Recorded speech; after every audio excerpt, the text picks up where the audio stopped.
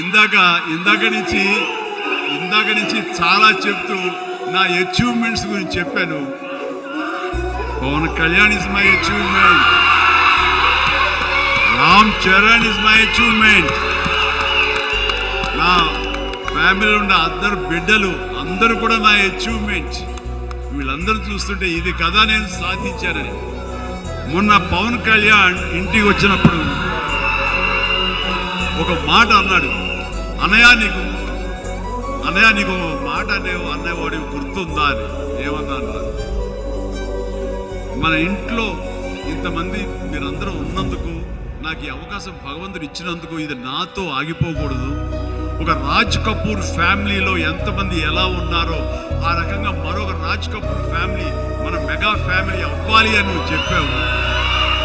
ఈ రోజులో చూస్తుంటే తలుచుకుంటే నీ మాట ప్రభావం, నీ మాట మంత్రంగా ఈరోజు పనిచేసి మన ఫ్యామిలీలో ఇంతమంది 9 ఉన్నాము, 10 మంది దాకా ఉన్నావు అంటే కనుక నీ మాట పవర్. ఎందుకంటే నువ్వు చాలా నిష్కల్మషంగా అంటావు, అనేది ఒక కన్విక్షన్తో అంటావు, అందులో ఎలాంటి పొల్యూషన్ ఉండదు కాబట్టి దానికి బలం ఎక్కువ అన్నయ్య. మంచి మనసుతో అంటావు, పాజిటివ్తో అంటావు అని కళ్యాణ్ బాబు అంటే అవును కదా అనుకున్నాను.